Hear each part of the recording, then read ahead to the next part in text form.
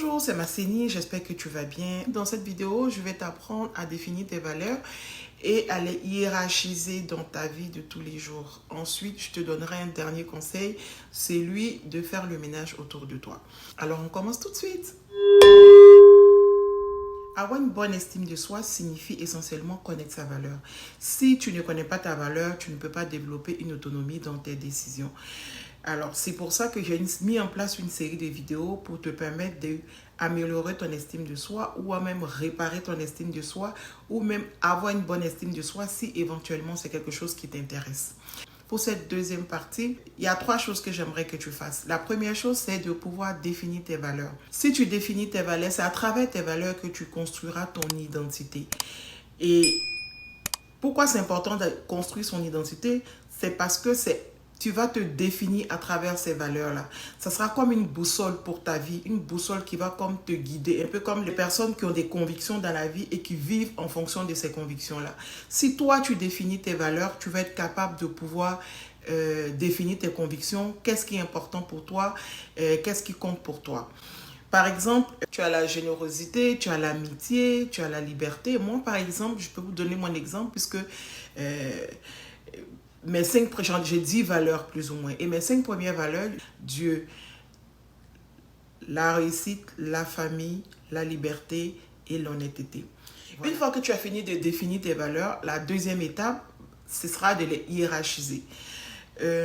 Pourquoi c'est important de les hiérarchiser? Parce que en les hiérarchisant, tu vas pouvoir accorder une importance particulière dépendamment de comment elles sont définies par ordre dans ta vie. Par exemple, comme je vous ai dit précédemment, mes 5 premières valeurs, j'ai Dieu, j'ai la réussite, j'ai la famille, j'ai la liberté et j'ai l'honnêteté. Donc moi particulièrement, pour moi, j'ai du mal avec les personnes qui ne sont pas honnêtes dans la vie. Quand je rencontre quelqu'un que je trouve qui n'est pas suffisamment honnête dans la vie, ça m'agace. Une personne qui n'est pas honnête dans sa vie et qui se sent à l'aise avec ça, moi, ça ne me dérange pas. Mais dès l'instant où toi et moi, on doit rentrer en interaction, surtout par exemple pour une affaire ou pour une activité où il faut vraiment que j'ai confiance en toi pour que je puisse me lancer avec toi, ça va demander forcément que j'ai confiance en toi. Et si je ne te connais pas comme une personne honnête, ou du moins si j'ai des doutes sur ton honnêteté, vous comprenez que ça va impacter nos rapports. Par exemple, pour moi, croire en Dieu, c'est quelque chose d'important parce que j'estime que Dieu a beaucoup fait dans ma vie. Ça, c'est ma croyance personnelle à moi. Donc, pour moi, c'est la chose que je mets au-dessus de toute chose. Donc, chaque fois que je vais me lever le matin, je vais dire une prière parce que c'est essentiel pour moi. Quel autre exemple je peux vous dire? Par exemple, la réussite qui vient en deuxième position. Chaque fois que je vais opérer une action, je vais me demander qu'est-ce que je peux entreprendre aujourd'hui qui va me rapprocher le plus possible de mes objectifs personnels. Vous voyez comment hiérarchiser ces valeurs peut impacter considérablement notre vie ou bien impacter considérablement notre façon de penser ou bien notre façon de voir la vie. J'ai cité quoi d'autre? Voilà. Je vous ai donné comme valeur la liberté. Bon, pour moi, c'est important que je me sente libre. Je ne veux pas me sentir surveillée parce que dans tout ce qu'on fait, je pense que la base de toute chose, c'est vraiment la confiance. Je vous dirais franchement, ça vient de mon enfance parce que depuis toute petite,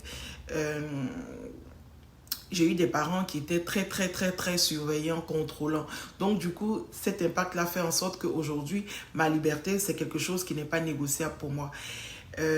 Ça peut ne pas être vous, votre cadre, par exemple, ça peut être juste l'injustice que vous ne supportez pas. Si vous ne supportez pas, par exemple, l'injustice, ben, si vous voyez quelqu'un qui est victime d'une injustice, ça va vous irriter. Et même, ça peut même vous pousser même à l'action, c'est-à-dire que vous allez vouloir intervenir pour aider cette personne-là. C'est un peu comme la boussole de ta vie.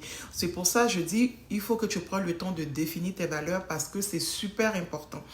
Vous comprenez l'impact des valeurs sur ta vie de tous les jours. C'est un peu comme une boussole. C'est quelque chose qui va t'accompagner dans tes projets personnels, qui va t'accompagner dans tes projets de vie. Il faut que tu sois honnête aussi avec toi. Si tu penses que définir une valeur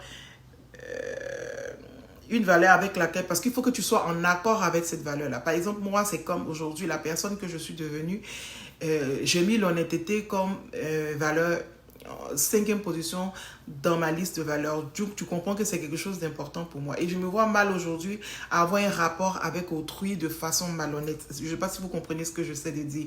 Donc, j'essaie d'être le plus honnête possible.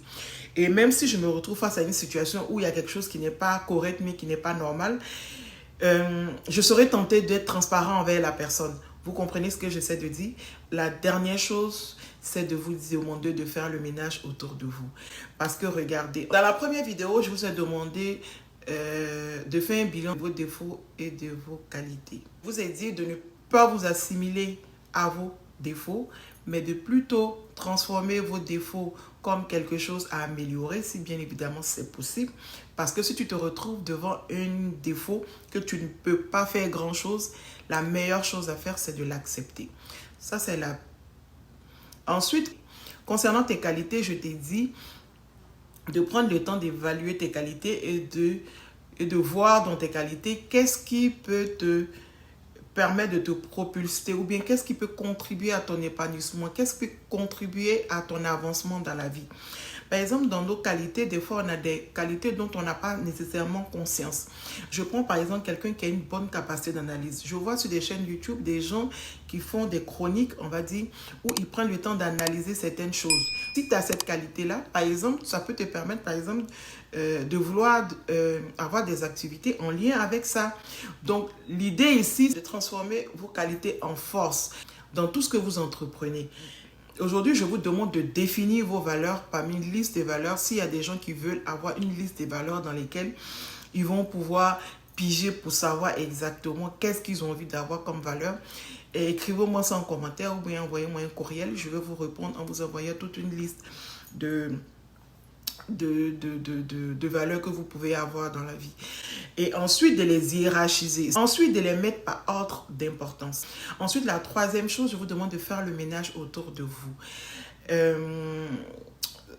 Les personnes... Imaginez tout ce qu'on est en train de faire aujourd'hui pour sortir une meilleure version de vous-même et d'être une personne qui prenne conscience de sa valeur personnelle et d'être une personne, on cherche à être une personne améliorée, une personne qui sait ce qu'elle veut, une personne qui est autonome dans ses décisions, une personne qui sait ce qu'elle veut dans la vie. Et ça demande une meilleure estime de soi-même dans un premier temps parce que si tu n'as pas une bonne estime de soi, tu peux avoir, comment je vais dire, tu peux prendre des décisions mais qui vont être un peu tronquées par tout ce qui est autour de toi.